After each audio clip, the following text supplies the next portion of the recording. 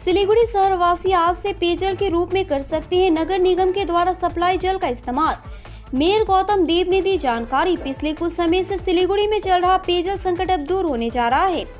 Mayor Gautam देव ने आज press conference कर उक्त जानकारी दी है कि आज शाम से तीस्ता नदी का जल सप्लाई किया जाएगा। इसीलिए सिलीगुड़ी वासी सिलीगुड़ी नगर निगम के द्वारा सप्लाई की जाने वाली जल का उपयोग पेयजल के रूप में कर सकते हैं। उन्होंने कहा कि आज सिंचाई विभाग के साथ बैठक हुई थी। इसके साथ ही पेयजल की रिपोर्ट आ गई है, जिसमें पेयजल को शुद्ध होने की पुष्टि जताई गई है।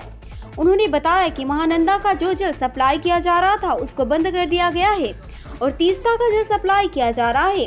इसीलिए अब नगर निगम के द्वारा सप्लाई किए जाने वाले जल का उपयोग पेयजल के रूप में किया जा सकता है। साथ ही उन्होंने सिलीगुड़ी में चल रहा विशेष विकास परियोजनाओं पर प्रकाश डाला। उन्होंने कहा कि महानंदा नदी के किनारों का अवैध कब्जा पहले किया गया है। हम लोग ध्यान रख रहे हैं कि अब अवैध कब्जा ना हो। साथ ही नदियों की सफाई पर विशेष ध्यान दिया जा रहा है।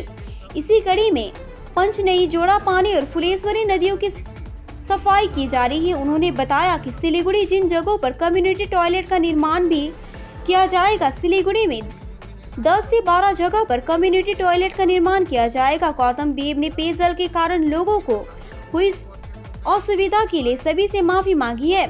उन्होंने कहा कि वर्तमान में कई परियोजनाएं शुरू की गई है, जिससे आने वाले समय में शहर में पेयजल की समस्या खत्म हो जाएगी।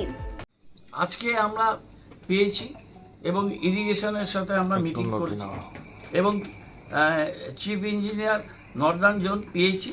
তিনি আমাদের যেটা বলেছেন আমি তার সেটা প্রেস মিডিয়ার কাছে বলছি। তিনি কমিশনারকে অ্যাড্রেস করেছেন যে to the commissioner SMC subject regarding restoration of water supply Siliguri water supply scheme.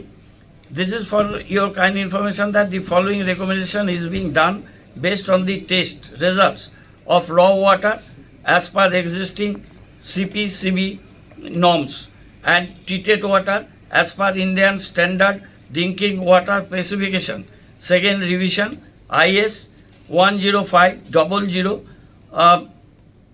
2012. Subsequent upon the restoration of normal flow of Tista river water in the Tista Mahananda link canal and upon the multiple tests conducted on treated water along with rapid field sampling exercise conducted at various locations in command area of the scheme in the morning of 2nd June 2024.